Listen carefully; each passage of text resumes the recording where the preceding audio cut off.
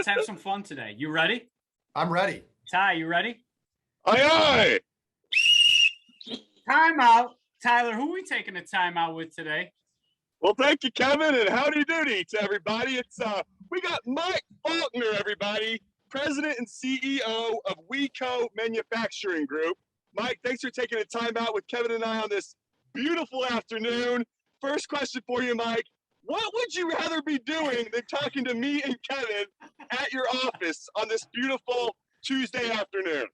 Oh, really? If I had anything to do, because I haven't gotten to do any of it this summer, is play golf. I think I've played golf like 3 times this year. It's been jumping in and joining this company 6 months ago. It's been really, really busy. So. Yeah, it looks like you've been holding on for dear life there. If we could get you out to the golf course, what is your favorite course to play in Rochester? So the place I play most often, which is not the question you asked, but I play Ravenwood quite a bit because it's right next door to my house. But really, if I was going to play any place, the place that I grew up playing when I first came to Rochester was Durand Eastman. I still love that course. You know, I got to get out there. I heard it's in great shape. I heard it's in amazing shape right now. They got a new greenskeeper over there. That's one of the classics in Rochester. I feel the exact same. All right, so we're headed over to Durand Eastman. Tyler and I just picked you up some coffee, but we're picking you up over at WECO.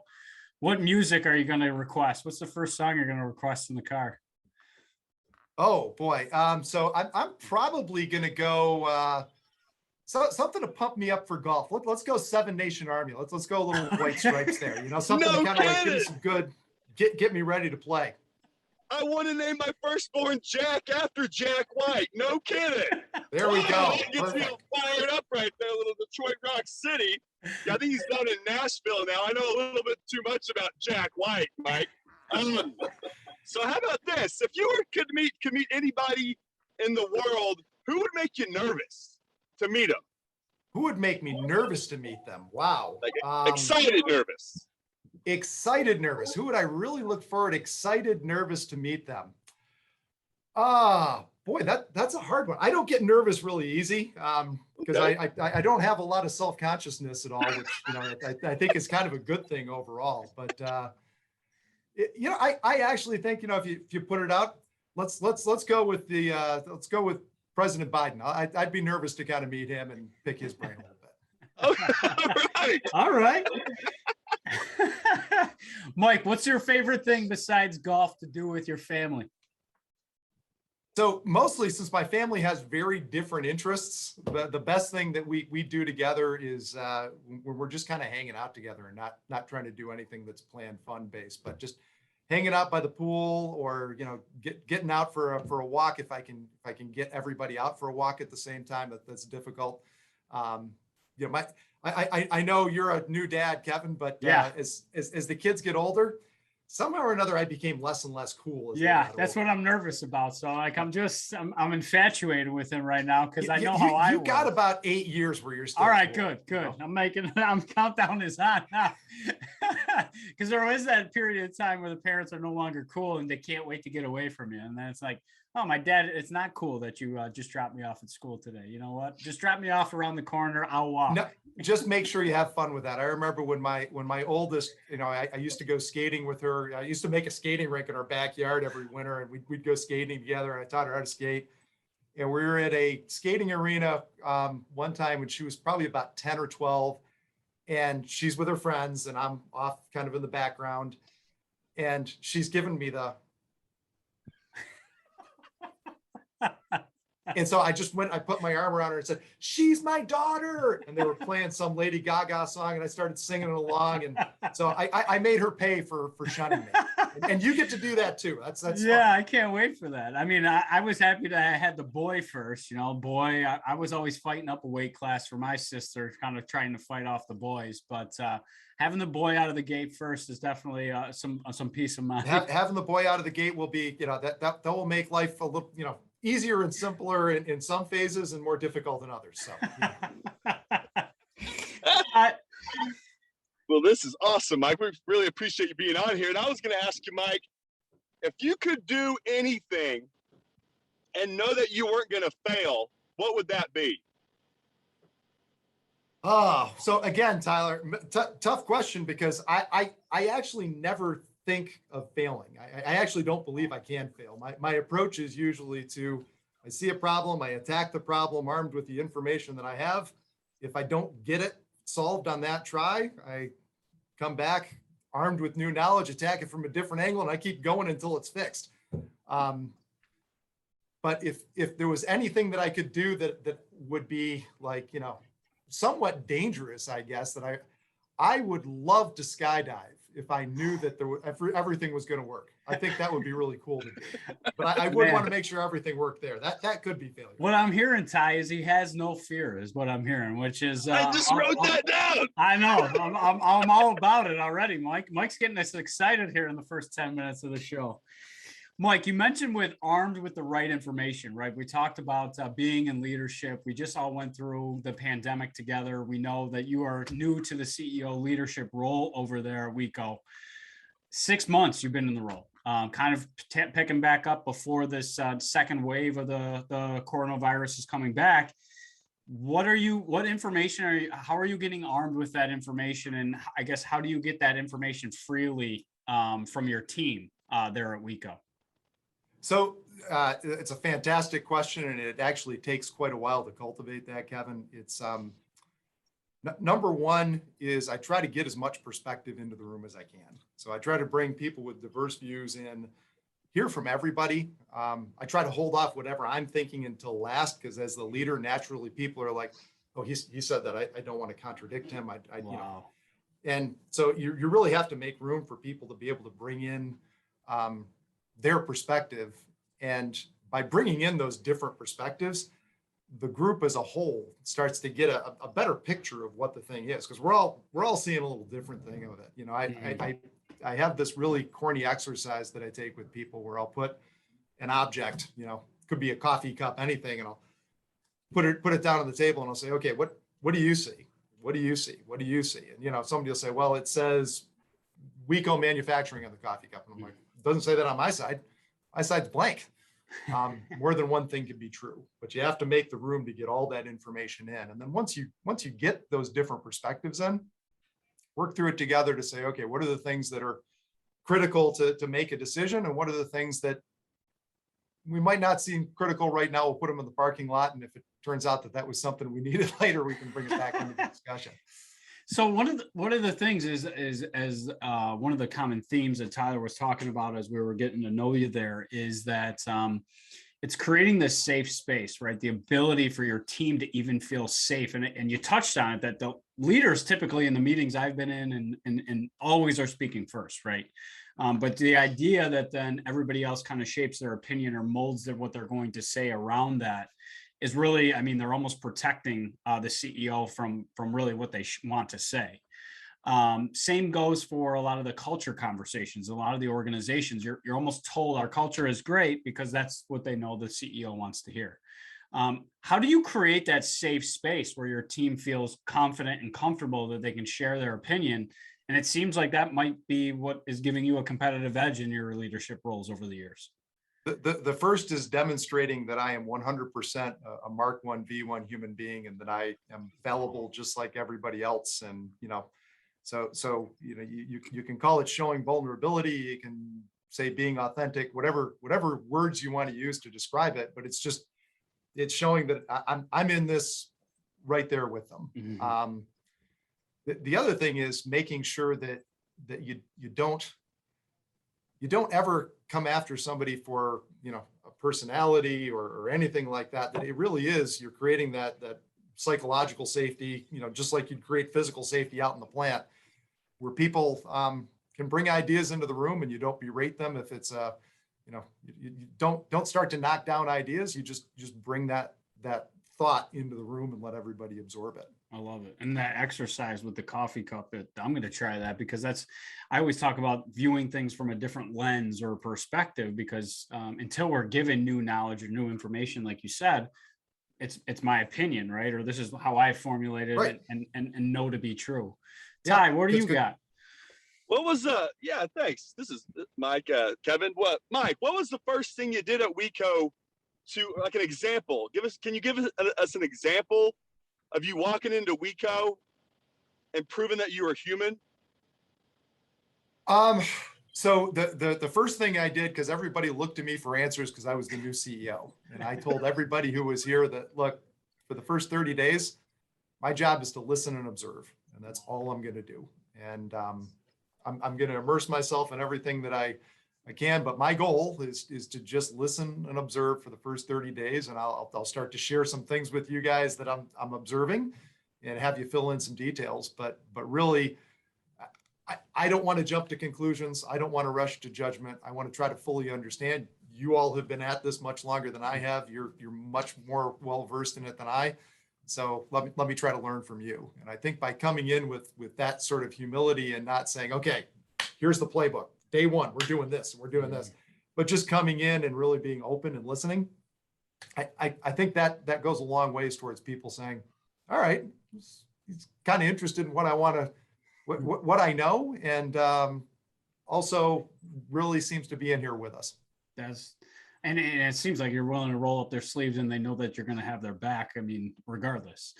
That's funny you said playbook, right? Because I see a lot of, you think of the Fortune 500 CEOs that probably go into these organizations. Now, they probably have a blueprint that has been successful for them in other organizations, but now they're trying to force that playbook down the next business's throat. When you were evaluating, I guess, this role, being a president and CEO now at WECO, when you were going through that interview process, did you get the sense that you were going to kind of be able to run it your way and the way that you wanted to? Absolutely. Absolutely. So my interviews here were great. I work for, I don't know if he's going to listen to this or not, but my boss, Joe Cordozi, is fantastic. He's the chairman of our board. That's awesome. He's also an operator. So, I mean, he and I have great conversations. He's a wonderful thought partner. He's done what I'm doing now and what I've done before. And so it's just great to have somebody to bounce those ideas off of. But really it was wonderful because he created the room for me to say, hey, look, I've seen things. I'm going to let you observe and figure it out for yourself. And when you want my help, pull me in. And Wow. so him giving me the space to do it, even right up front in the interview, telling me that was just so incredibly helpful to say, yep, this is a place where I'm just not going to be putting in a cookie cutter type approach. Yeah. Dude, that's fantastic. I bet that felt pretty good to hear, Mike. And wait, what previous job prepped you for this the most, you think? So it's really, Tyler, it's kind of like these all build on each other. So when I was at Garlock, I was the president of Garlock, and Garlock as an organization was much larger than WECO. The big difference there, so Garlock was a little over $300 million. WECO is in that $30 to $50 million range. We're in the building rapid growth phase. We are going to double our size this year, thoh. So there you are. Now you've only been there 6 months. I believe it. Yeah.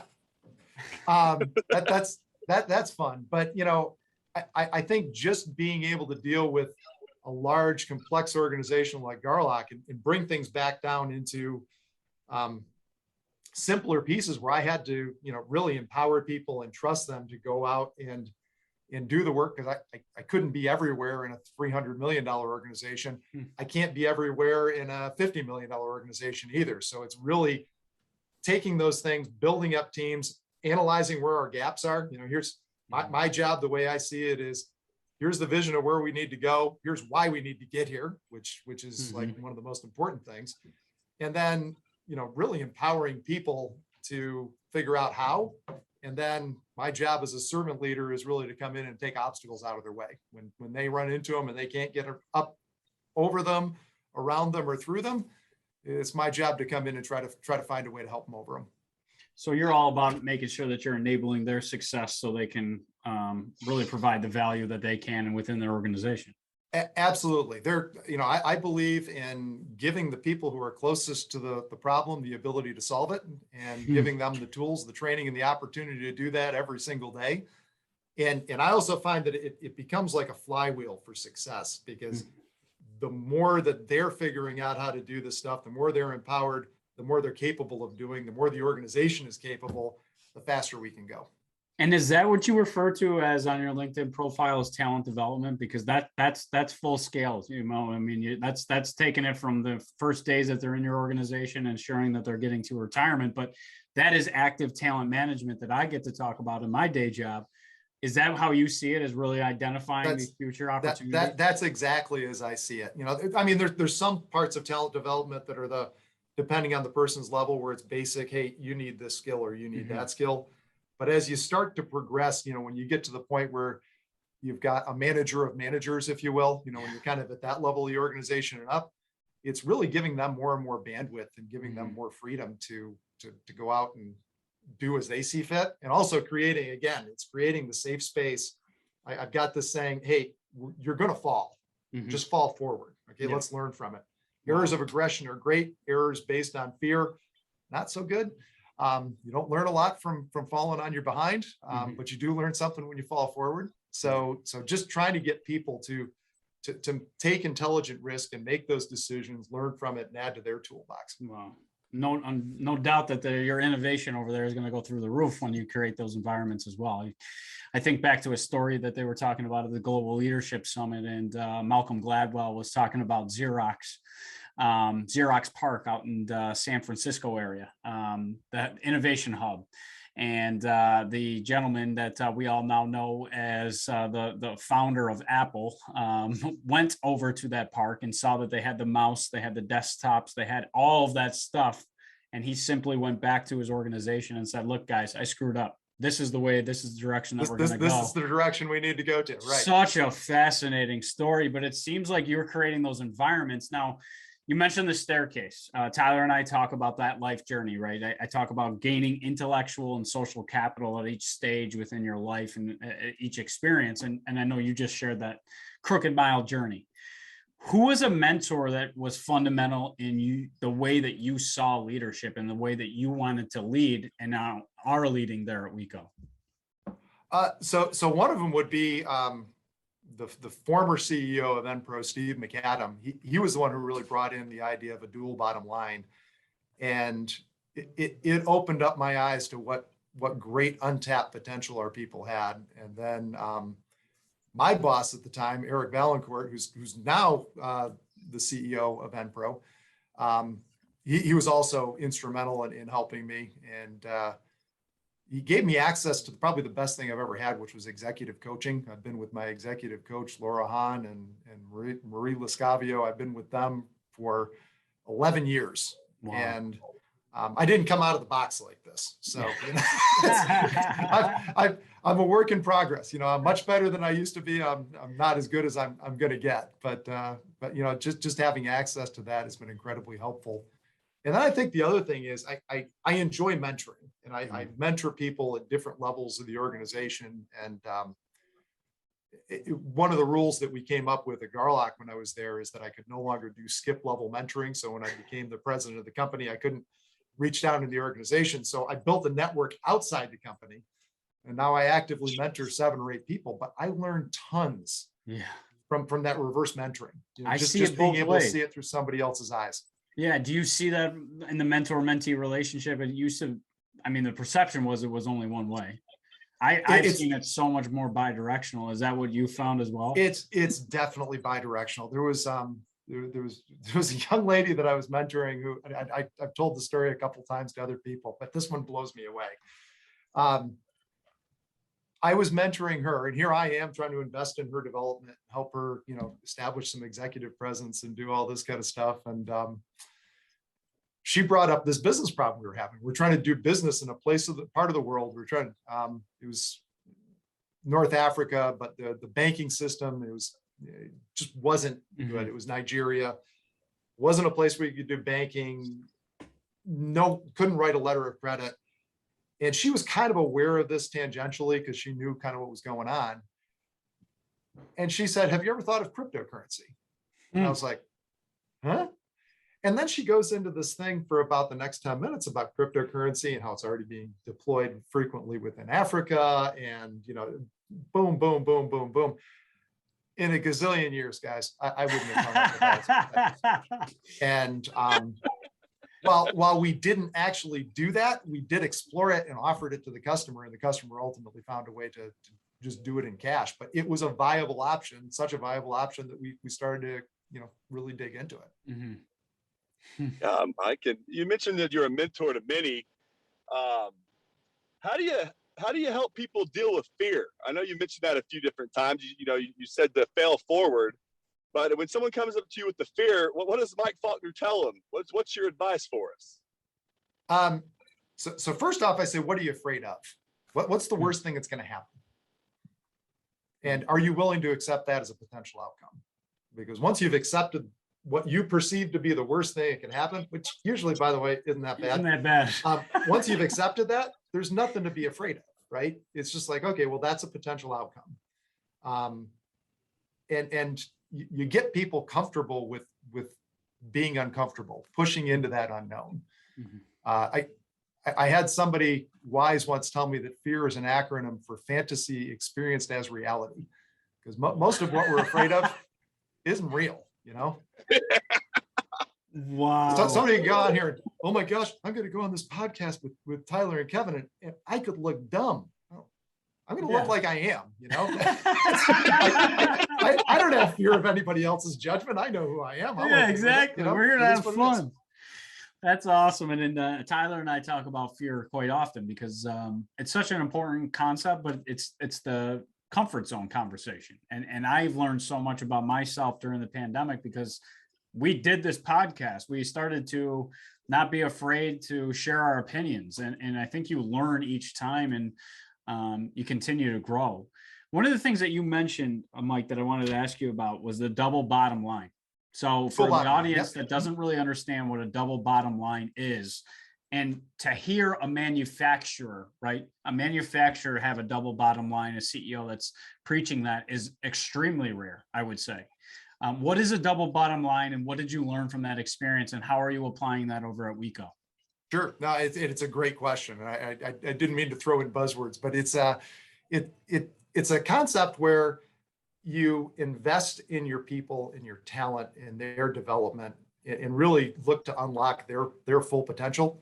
And by investing in your people and growing their capability, you're going to grow the company's capability, and that will allow you to achieve a superior financial return. And I experienced that over and over again at Garlock. We, you know, for a 130 something year old manufacturing company, we did really, really, really well. Yeah. And we're taking the same approach here at WECO. I've always had the attitude of I'd rather have 9 people who are outstanding and pay them 10% above market than have 10 people who are kind of average. And I think really what separates great people from average people, great people want to invest in themselves. And so for me, I want to invest in the people that want to invest in themselves. People who want to bet on themselves, they're a good bet. And you start to build this great capability within the company because, like I said, you focus. Here's another thing I try to do, guys, not to jump around, but I focus on inputs, not outcomes. Outcomes they're just a point to tell me, am I on track or am I not? It's a mile marker. It's a byproduct. Yeah. Okay. I focus on if I'm doing the right things for the right reasons at the right time, good things will happen. And I detach from the outcome. And one of the right things I've determined is investing in people and developing that talent base. Unbelievable. And in your experience, Mike, how long has this double bottom line buzzword been around for? So we brought it into I want to say probably around 2014, and we weren't the first. So it's probably been around for about a decade. And now there's companies that are actually touting a triple bottom line where they're putting in an environmental statement along with it, which I think is wonderful. Yeah. But yeah, it's one step at a time here, but we're no wonder you're going to be doubling your business so quickly. And a lot of business leaders, right? I think sometimes they've been in the roles for quite some time and they have a bit of an ego about them. The way that you approach yourself, it's Mike, you're very comfortable with yourself and you have no fear, but you don't have the ego that creeps into these relationships and your opinions and your thoughts. How do you prevent it from leaking over? Boy, a lot of coaching and a lot of work. As I said, I didn't come out of the box this way. And it's actually funny because generally people go to their ego when they're afraid. You know, okay. People get into that ego reaction when they either don't feel loved, they don't feel safe, or they don't feel good enough. And all of that results in fear. Scared people make bad decisions. You know, scared money is always bad. Never spend any scared money. So I try to do everything to just sort of accept, hey, here's the worst possible outcome. I'm willing to accept that. We'll be able to weather that. And then from an interpersonal standpoint, or from a managing my ego standpoint, I always ask myself, what is my intention? So if I'm going to say anything, or if I'm going to bring anything into the room, what's my intention in saying this? What's my intention in bringing this thought in? And if it's anything other than helping to advance our knowledge to solve the problem, okay, let's put some time between the flash and the bang. Don't say that. Behave. Wow. And then also just making sure that I'm meeting people where they are. That I can come to something really quickly. Somebody else might come to something faster than me. Whatever it is, we all need to get there together. And so it's making the space and taking the time to make sure that everybody can get there, and not bringing judgment into the room, just remaining open. I have a little trick every time that I feel like I'm getting to a judgmental place. I just have the word in my head pop in, open, and it actually helps me make sure that I'm staying in an aware leadership standpoint, not an ego driven leadership stance. So powerful. Powerful. Sounds like you got some awesome coaches over there, Mike, and I think I'm going to give you some of that credit too, Mike. The ladies at Cognova are fantastic. They they had to do a lot of work. Took some spit shine. Yeah, well, I was going to ask you, Kevin's in the HR world, I'm in the IT world. We need a little manufacturing 101, Mike. What are the biggest challenges you see today in the manufacturing industry? Oh, it's hiring folks, guys. That's really what it is. It's trying to find anybody. And you can't drive around this part of the world without seeing help wanted signs all over the place. We probably have at least 20 positions open to hire right now. Skilled trades. We're looking for an IT director. I don't know, Tyler, if you got a day job or not, but you might know a guy. But no, it's just it really is. It's finding people to come in and help us grow. And in the absence of being able to find people, we've been trying to bring in automation as kind of a force multiplier for the people we have. So I believe that automation doesn't replace people, it enables them. So bringing in, whether it's cobots, full robotics, we've done that. We do a lot with computer numerical control. We have a couple different lights out operations we can run.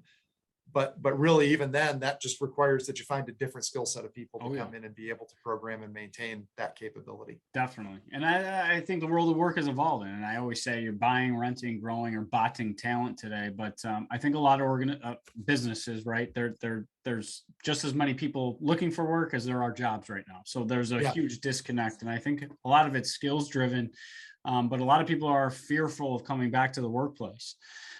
Just because it really impacted them. They were almost disposed of like trash, and it's hard business decisions. When you have to make a tough business decision, right? Because you're going to have to, and probably have. You talked about, again, gaining that knowledge and having all the information. What is some of the top information that you like to review before making one of those huge business decisions? Like, how do you make sure that you're getting that collective view? So one of the things that I try to run it through the filter of, I'm a big believer in the balanced scorecard, as coming out of our strategy map. So I'm trying to make sure that whatever action we take, how am I optimizing that across, you can put shareholders first. I actually put customers first. Then it's my employees, then it's my shareholders, then it's the communities in which we operate. So I try to put it across that lens of 4 to say, how is this impacting each of those different stakeholder groups? And can we find something that gives the greatest benefit to the greatest number of people? Those are the kind of ways I evaluate the alternatives, because there are no right or wrong answers. Nobody gives you a passing or failing grade at the end of the day. You never know, did I make the right decision? Did I make the best decision? Nobody ever tells you. But if you're trying to keep it in front of you as to, here's the group of people I'm trying to take care of. How well did I do taking care of them? Wow.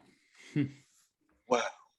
Yeah, but well, Mike, I was looking at your rap sheet on LinkedIn, and I saw like the words, the letters, and numbers of 250M and stuff by your experience, and woo, that just makes me nervous, man. Leaning on that gigantic number, and I'm about to interview this fella. What's the coolest project you've ever worked on or been a part of? If that's a question for you, like, what's the coolest like?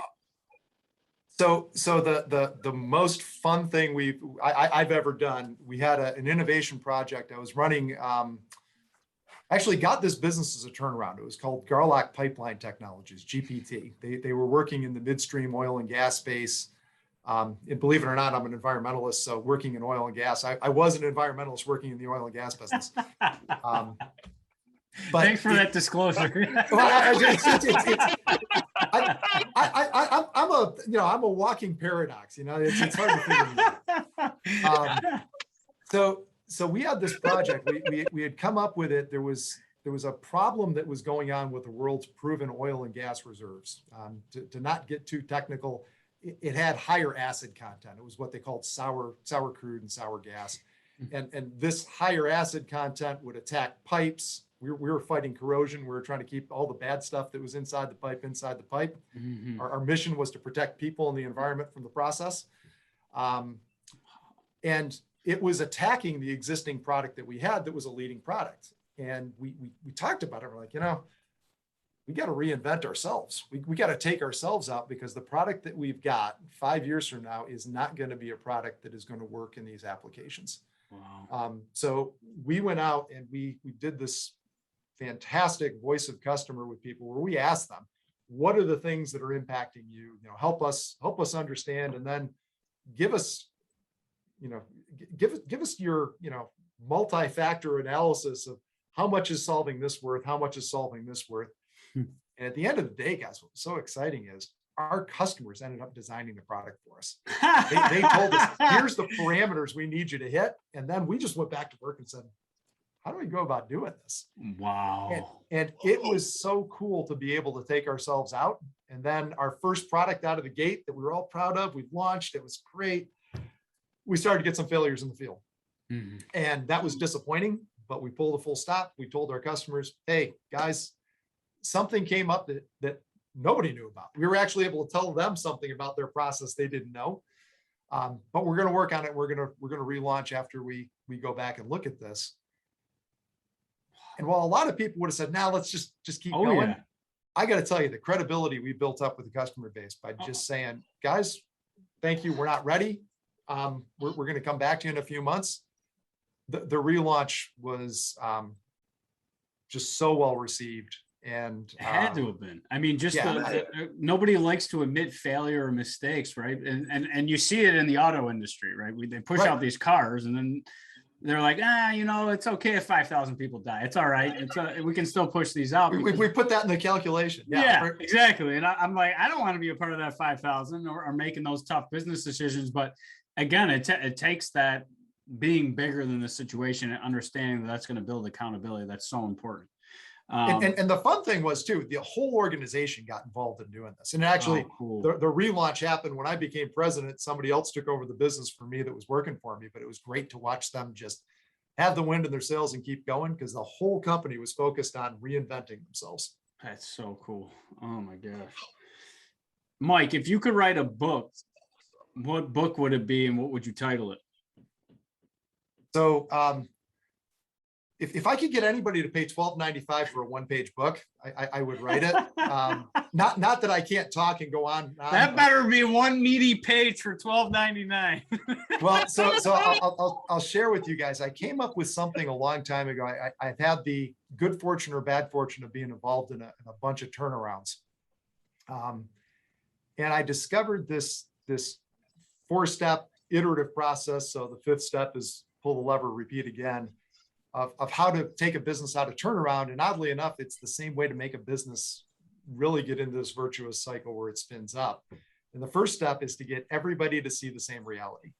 And so that's part of that perspective share we talked about, right? Get everybody in the same room, get all the ideas together, make sure we're seeing all angles of this thing. And oddly enough, that's the hardest thing, because people have a hard time, seeing that I can't see what you're seeing. How am I supposed to believe that? Well, you got to get that trust in the room. You got to get that cohesion, and you got to get everybody to get that same perspective. That's why politics are so harsh. That is why politics are so get everybody to see the same reality as number one. Number two, identify your most valuable customers and your least valuable customers. And you can pick any different way you want to do it. I usually look at, how big are they? How profitable are they? Because if they're above average size and above average profitability, they probably buy into our value proposition. They dig what we do. Mm-hmm. And if they're smaller than average size and lower than average profitability, they probably don't really, they're doing business with us because they have to. Mm-hmm. Step number three, and this might sound a little bit harsh, but I'm going to put it out there. Find ways to just provide the best possible service to your best customers, mm-hmm. and systematically fire your worst customers. Mm-hmm. Because by firing your worst customers, you're going to create bandwidth that'll allow you to find and cultivate those relationships with your best customers who really dig what you do. And then step number four is you get the talent in place to run the standard work of servicing customers and firing your worst. Run that standard work today with that talent and continuously improve it tomorrow. And when you've done those four things, pull the crank again. What's my new reality? Who are my best customers? Who are my worst? What's my standard work to service them, fire them? And then what's the talent gap that I have? And it does create this great upward trajectory. All on one page. All on one page. $12.99. So except for now you guys are so popular. This is going to go viral. No, yes, you're going to have a few knocks on that door. How many times I keep hearing the words perspective, and I've been doing a lot of reading on that. I'll send you one of my favorite books after this, Mike. The whole book's on perspective. And okay, great. And it just blows my mind. Just this one paragraph in it, and you'll see the title of it when I send it to you. But I was thinking, Mike, who was? I'm going to go a little different angle here. Who was the first person you called when you found out you were the new CEO over there at WECO Manufacturing? My dad. Oh, your dad. Yeah. Oh, dude, was he pumped? He was. Funny story. My dad. So WECO is we have a precision machining component. We have a sheet metal fabrication component. My dad growing up had a CNC machining shop. Oh my God. And he was, cool. He wanted to pass it on, but of course at the time I was, young and doing all kinds of very important things in the world, and I didn't want to take over his business. So I was out making my own way. So this is one of the, I've had this happen to me a few times, but this is the most recent time where I get a second chance to do what the universe was offering me at one point in time that I turned down. So I thought it was really cool. And one of the things we're doing some great investment here, Tyler. And I've already told my dad, I'm like, you got to come out and see some of the automated machinery that we've got. We're buying some just fantastic, really cool stuff that he would get all geeked out about. So I'm going to get him on. That is so cool. That's special. What was one of the things that we're talking about, me being a new father, the bags under the eyes, and then 8 years, that my countdown is 8 years until the kid wants to get away from me. So thanks for that tip, Mike. But what was something that your father or your parents, let's say your mother and father, taught you early on in your life that has helped to make you the man that you are today, sitting before us? So, and it probably ties closely with the fall forward piece. My dad used the Vince Lombardi quote of, it's not whether you're going to get knocked down, it's whether you get back up. Mm-hmm. And the two of them were the people that taught me to get back up. And that's powerful. It's made me resilient, which I think is one of the key characteristics for, not just leadership, but just being able to get through life with a positive attitude. Yeah, or a catchy headline in 2020 and 2021 for all the resiliency stuff. all the resilience. It became my most hated words, but no, it's such vitally important because you never know what tomorrow is going to bring. Great. Now I put the most hated word on Kevin's podcast. Yeah, Awesome. No, mine. That was a personal one. But what you said is that you're not fearful for tomorrow at all, Mike. And that's what I hear, is because you trust your process, you trust your people, and you trust that you're going to create the environment that they're already going to solve the problems that tomorrow may bring or be ready to. So it doesn't, most people exactly are scared. If we build the right capability, we can handle anything. And we also know what we can't do. That's the other part of it. We don't make bad mistakes and take on work that's not something we're ready for. We built this organization that is capable of making good decisions. Love it. And sometimes leaders, I've found, especially in bigger organizations, right? Let's take where you came from first. In there's multiple levels, right? There's people on the floor, they're working on the producing the tangible product. Then there's line managers, over the line managers, and supervisors, all the way up to you, right? Sometimes in that pyramid, if you will, that you have this distorted view of what life is and what a livable wage is. What is the customer experiencing? How can we improve these processes? How do you ensure that you're always getting out of that ivory tower, figuratively speaking, and going out and developing these relationships, not only with the employees, but also the customers? Yeah, no, it's a great question. I try to, I rarely sit in my office. I do a lot of management. And you're not golfing, around. you're actually there. Yeah, I am, but I typically will. I manage by wandering around quite a bit. And I just plug in where I can and talk to people and understand what's going on with them. With customers, I made it a point when I first got here. I'm like, hey, I know that customers really aren't opening their doors to us, but if there is an opportunity to go visit customers, please pull me in. Wow. Pull me in if you have problems. You got somebody who's really mad at us because we're late or we were bad or whatever it is. Pull me in. I want to be in there hearing about this firsthand. So it's really making a conscious effort to get out and engage with, whether it's people, whether it's customers, whether it's vendors, whether it's our board, whether it's the community that we're in, whatever it is, find ways to make sure that I'm engaging with it and aware of it. It's so cool. Yeah, Mike, this is awesome. We really appreciate you being on here. I love your smile, man. I love your energy. And I was going to ask you, I know you're new over there. New as in 6 months new as a CEO, but what's one thing your employees don't know about you? They probably, not many people know that one of my early jobs was I used to sell snowmaking equipment. So for 15 years, I was in the operations side of the ski business, which sounds a lot more glamorous than it is. But I did get to ski a lot for free and used to travel in the summertime with my mountain bike, my golf clubs, and my scuba gear. So that wasn't all bad either. And that is fascinating. How is that snow made? I gotta know. How the hell do they turn out that? Typically high pressure water, high pressure air, or high pressure water coupled with a big 3-phase electric fan. And usually we stick them high up in the air, and it was a really fun job. It was kind of like a Peter Pan job. Once I got to a certain age, I was like, I probably have to go grow up now. But for a while, it was fun. What's their favorite place you ever took a vacation? So the favorite place I ever took a vacation was Grand Cayman. And I got to be careful that my wife doesn't see this because she wasn't on the trip, but I went. We'll cut that part out. Cut that part out. Edit that out. I went on a dive trip, and it was one of those. Just the entire week was one of those things where we had perfect weather and beautiful conditions, and just got to see some things that I would tell myself over and over again. Here I am, I'm 40 feet underwater, and I'm watching this, 8-foot wingspan spotted eagle ray snuffling up and attacking a crab. It's like watching Wild Kingdom, and no human being was ever meant to see this. Wow, that's so cool. So it's one of those, pinch me, this is just a wonder, and I'm grateful I'm getting to see it type moments. Ty, go ahead. Oh, Mike, I was just going to ask you, what do you think about Kevin and me? Just off the bat here. I think what you guys are doing is good. Here's what I love. You guys bring great energy to it, and I love that you're doing what you wanted to do. You're following a path. You're saying, hey, this seems like a good idea. There's nothing holding us back. Let's go to it. And I also, so Tyler, this is funny. I think it's great that you're doing it from the car.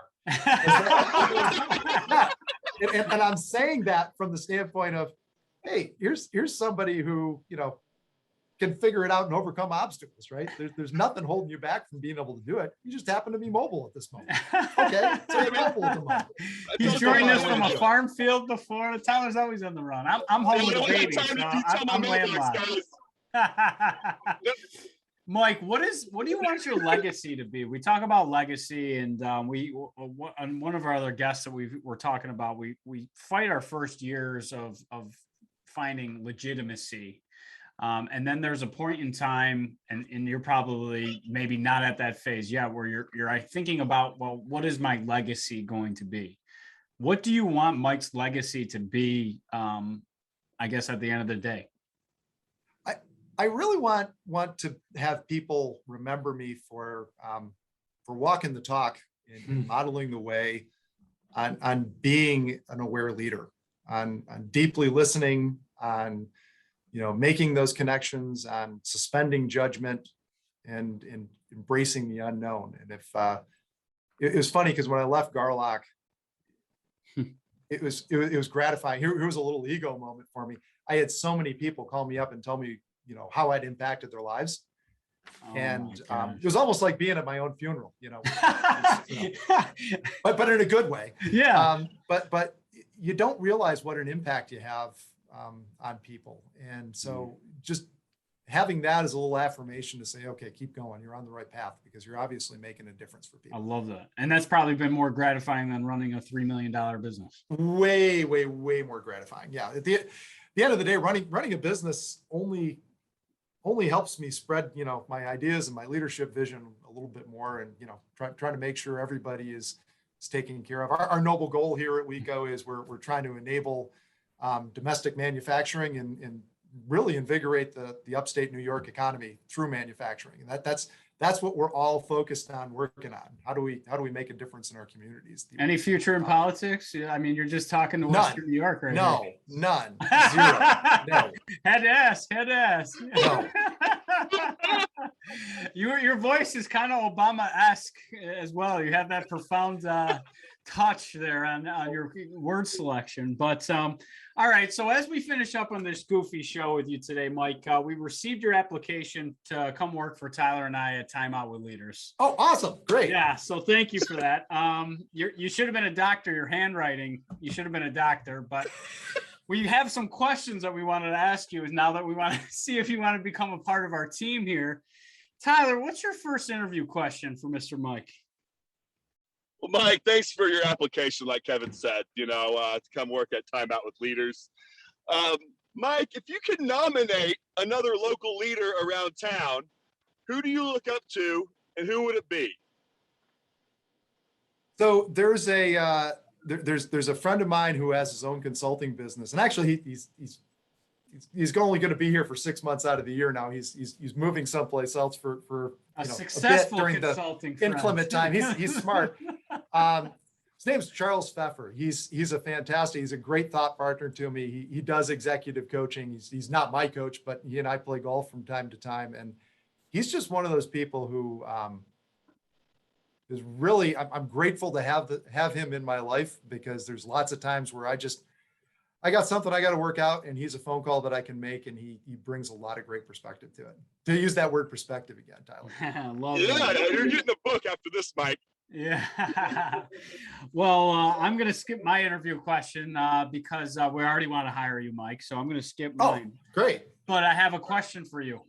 My question for you is, because we always want our audience to maybe have a key takeaway. You mentioned thought partners, right? Multiple times throughout this interview. How do you identify those thought partners? Because I love the way that you put that. It's really, almost making a contractual application out of it and saying, hey, I would love to be able to bounce ideas off of you from time to time, and not make this fuzzy agreement like, hey, I'd love to call you something. It's like, every once in a while when I get stumped, I would love somebody to talk to. I'd love to bring you into my circle. I'd love to have you talk to me about this. And I'm going to make myself available to you to do the same thing. Are you willing to do this with me? That's so cool. And the other flip side of that is, so those are usually thought partners outside the workplace, or it could be inside the workplace. But with my team, I also ask for people to be accountability partners to me. So I tell them, hey, here's the things that I'm working on. when you see behaviors that don't align with what I'm working on, could you tell me? Yeah. And so having those two resources just helps you continually get better. Just love that, because we always have heard the saying, like, you are the company that you keep, right? At the end of the day, if you got 3 idiots, you're gonna make the 7th idiot if you're the 7th one in the group. So that is awesome. I know I've learned an absolute ton from you. Tyler and I always joke after these shows when we call each other how many pages of notes that we get from you guys. One of the things that I loved is just the thought partner, the discussion about the dual bottom line. Just the fact that you've really seen leadership and how you can actually serve as a leader, right? We say servant leadership, but it's a different thing to say it and then actually act on it. But it also sounds from you that it's a constant evolution of leadership in your own role. You're never there. You've never made it. You're constantly learning and evolving. No, the farther you go along the path, the more you realize how much farther you have to go. And I know Tyler and I, we always say this, you're one of those leaders we would run through a brick wall for. I have no doubt about it. But thank you so much for being a guest on our show and sharing your wisdom with us. Hey, I appreciate you guys having me on. It's been great to meet you guys. Pleasure. I can't wait to grab that beer and talk more about this servant leadership in action. Done. Give me a nice cold IPA, all right?